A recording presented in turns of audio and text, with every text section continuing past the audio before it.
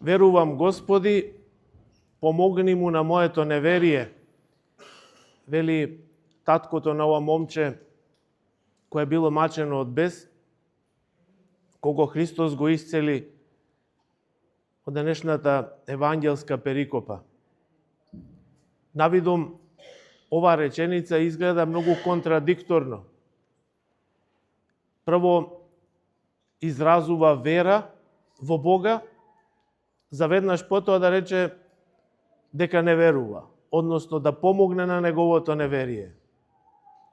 Тогаш, каква е таа вера кога бара помош за да се помогне на неверието негово? И навистина, голема вистина има во тоа, бидејќи колку пати сте се сретнали и вие со луѓе кои, кога ќе ги прашате дали веруваат во Бога, ќе ви кажат да, веруваат. Меѓутоа, кога подлабоко ќе влезете во каков Бог веруваат и во кој точно Бог веруваат, тука веќе настануваат дилеми, па дури и неверие, и суеверие, па многумина веруваат во некаква сила. Вели, има нешто, некаква сила која раководи со светот, или некаков неодреден Бог во кој што многумина веруваат. Токму тоа е тоа неверие на кое му е потребна помош. Нема човек на светот а да не верува во нешто. Дури и оние кои се изјаснуваат за атеисти, дека не веруваат во Бога, имаат некој друг Бог на кого се надеваат и на кого полагаат надеж за својот живот. Вообичаено, таквите луѓе веруваат во богатството и дека можат со тоа богатство се да стекнат во светот и на некој начин тоа е нивниот идол. Тоа е идеалот или идолот на кој што се поклонуваат во животот.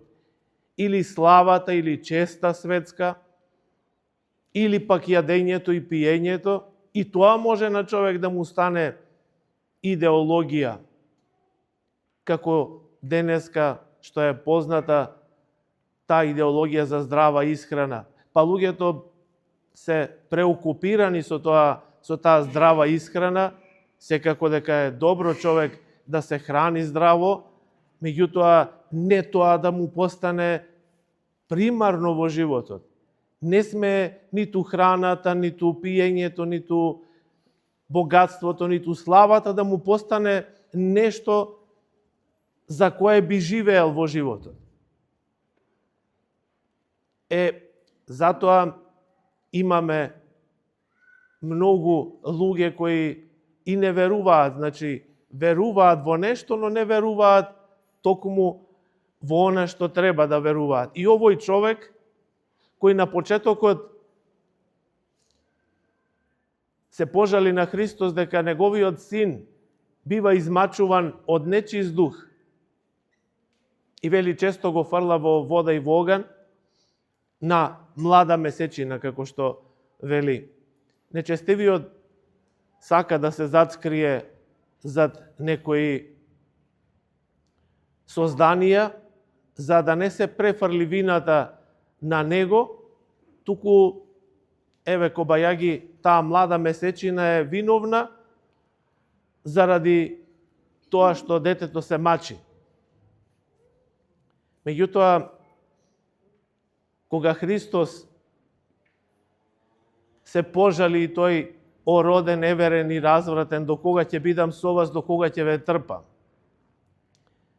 Уште и таткото се пожали дека ниту учениците Христови не го излекувале, не успеале да го излекуват иако се потрудиле. И вели, ако можеш, таткото на момчето, ако можеш ти, излекувај го. Значи, пак не ја покажува она верба во Бога дека Господ се создал за наше добро. Ако можеш, вели. не покажува вера како, да кажеме, она жената крвоточива, кога Христос одел по патота, таа имала вера дека само ако се допре до крајот од облеката Христова дека ќе оздрави. Гледате каква е разликата. Ово вели ако можеш, а таа била сигурна, таа верувала дека само ако се допре ќе оздрави и оздравела. А Христос му одговара со истата мера. Ако веруваш, возможно и да се излекува. Значи, ако веруваш, овој вели ако можеш, овој вели ако веруваш, тогаш ќе се излекува. Тогаш се сетил таткото, верувам Господи, но не знам во што верувам. Со други зборови, затоа, ти помогни му на моето неверие, односно излекувај ме, исцели ме и мене, и моето неверие исцели го, и синот мој исцели го. И тогаш Христос го излекувал момчето.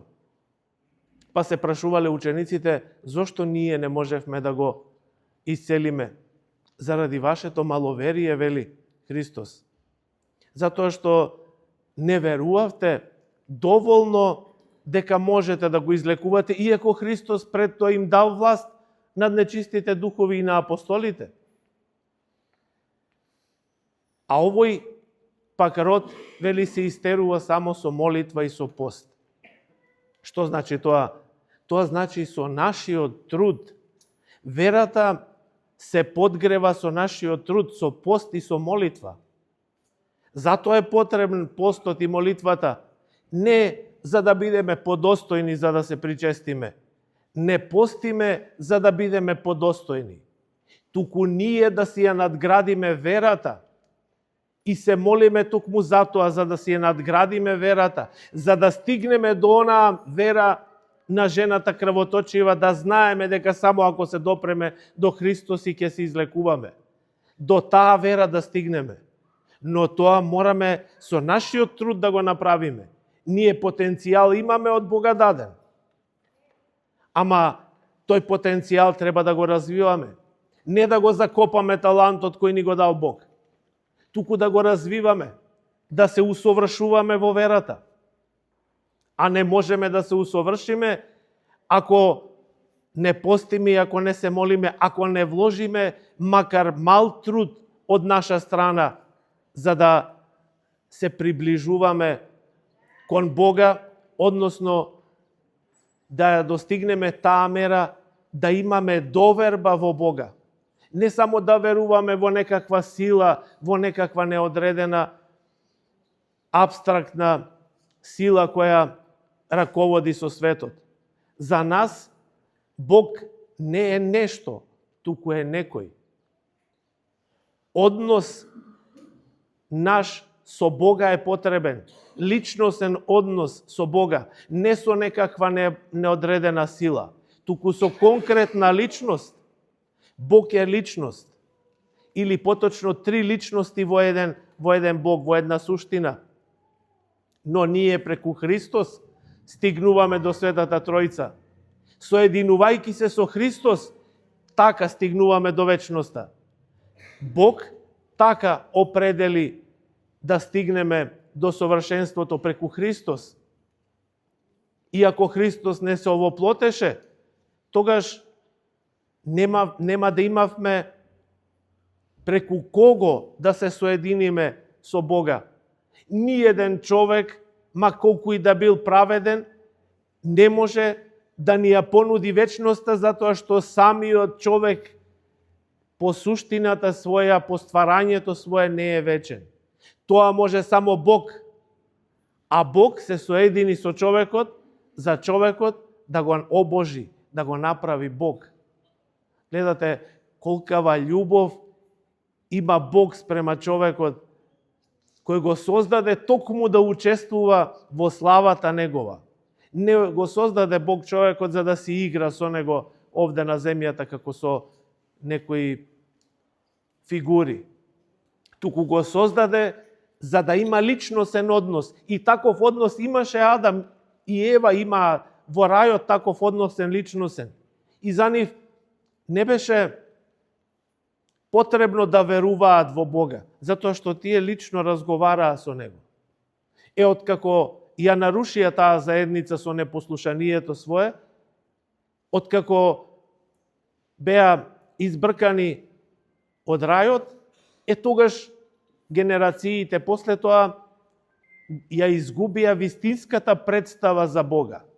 И беше потребно да се враќаат и да веруваат. И затоа Господ избра еден народ и го раководеше преку пророците до Христовото доаѓање, а потоа Христос преку апостолите нам ни ја остави неговата заедница, учеството во телото и крвта негови. И на тој начин ние го спознавме Бога и веруваме, или поточно речено, знаеме дека Бог постои и дека имаме доверба во Него, дека се што создаде за нас, создаде и за наше добро. Колку и овде да имаме искушенија во светот и во животот, треба да знаеме дека на сето тоа му доаѓа крајот. Меѓутоа, на заедницата со Бога не доаѓа крајот никогаш. И затоа е потребно уште овде и сега да се навикнуваме на таа заедница со Бога, да доаѓаме на литургија, да се потрудиме со пост и со молитва, да ги одбиваме искушенијата на нечестивиот. Не за да бидеме достојни за Господа, никој не може да биде достоен за она што Господ ни го дава како дар, а тоа е животот вечен. Тоа не можеме да го платиме со ниеден подвиг.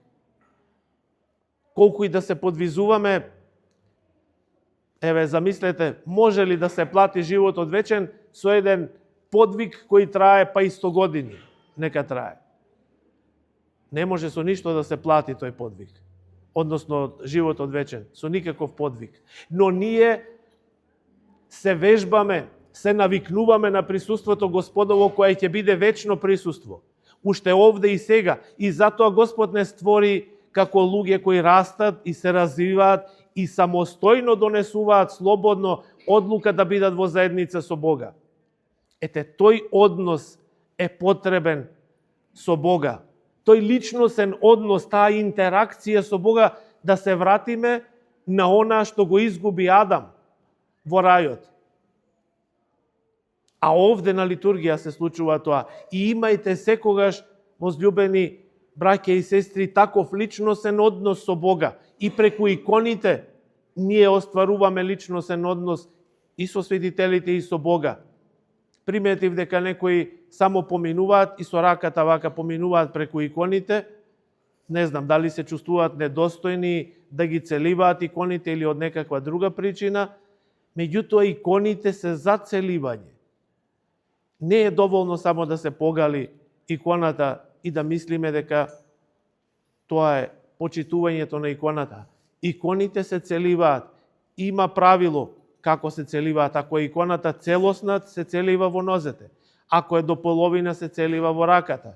Ако пак се гледа само ликот, тогаш на ќошот од иконата се целива, не се целива во образ. Иконата во ликот, во образот, не се целива затоа што со таков еден целив Јуда Христа го предаде. И затоа ние избегнуваме да ги целиваме иконите во образ. Туку ги целиваме или во ногата, или во раката, или на страната од иконата, изразувајќи на тој начин почитување. И самиот Христос вели, кога влегол во куќата на Симон, на оној книжникот, и кога пристапила жената која била блудница и која почнала покајнички да му ги мие нозете на Христос и со косата своја да ги трии, да му ги целива нозете, му рече на Симон: Симоне, кога влегов, ти не ми даде целив, братски целив. А таа, откако влезе, не престана да ги целива нозете мои. И со тоа ни покажа Христос какво почитување треба да имаме и кон светителите, но и еден кон друг. Затоа убава е таа традиција која е создадена, која може би во последно време се нарушува, меѓутоа мислам и дека постои се уште кога младите одат на прочка кај постарите, им целиваат рака, барајки прошка. И тоа е убаво. Да се направи една таква традиција. А пак некои ако се приближна возраст, еден на друг можат истовремено да си целиваат рака, како свештениците кога се поздравуваат, што си целиваат рака еден на друг. Тоа е почитувањето. Целивот е почит. Не само да се погали иконата. Никој не може да биде достоен за животот вечен, тоа да го расчистиме. Но, за да ја целиваме иконата, нема недостоен човек. Ете, таа блудница жена се приближи до Христос и Христос не ја одби. Иако знаеше дека е блудница. Но изрази покаяние жената и тој допушти жената да му ги измие нозете. Така, имајте го тоа предвид, драги браќа и сестри, секогаш кога влегувате во храмот, иконата се целива и никогаш не треба да биде покриена иконата со даровите или со парите кои ги носиме како дар. Има место и за парите, има место и за даровите. Господ уште пред да ги дадете даровите и парите знае колку имате и колку давате и дали од срце тоа дадено. И не треба да имаме предвид дека даваме за некаква, не знам, надокнада за здравје или за среќа, некои така ќе речат, ја пали свеќата за здравје или за среќа. Ја палиме како жртва за покаяние на нашите гревови. И свеќата, и даровите, и парите што ги оставаме, и како помош за храмот и за црквата и за свештениците. Тоа е целта на дарувањето на иконите и на палењето на свеќите. А Господ знае од што ние имаме потреба. Само треба да веруваме, но не да веруваме како овој таткото, ако можеш, Господи. Туку дај ни, Господи, затоа што сме Твои. Помогни ни, Господи, затоа што чеда Твои сме. На тој начин треба да се молиме и треба да ја бараме Божјата помош, но и од себе да знаеме дека треба да направиме жртва, пост и молитва, како што вели Христос, овој род со пост и молитва се истерува. Ете, такви светители имаме, ние денеска ги славиме светите седмочисленици, кои ни оставиле пример како се верува во Бога. Светите Кирил и Методи, Климент и Наум Охридските чудотворци, Сава Горазде и Ангелари. Тоа нека ни бидат примери во животот и тие примери да ги следиме, затоа што најважната работа за човекот не е да за колку пари ќе заработи или колку слава ќе стекне во светот, туку да ја стекне љубовта Господова, а тоа ќе го стекне со давањето љубов од себе и со подвигот во кој што се усовршуваме постојано, растејки до мерата на Христос. Таа љубов која ги љуби и непријателите. Нека Господ по молитвите на светите седмочисленици ни подари благодат во изобилие, нека ни ја уцврсти верата и нека секогаш не има во својата заедница во Царството Небесно кое почнува овде, а не завршува никогаш. Амин.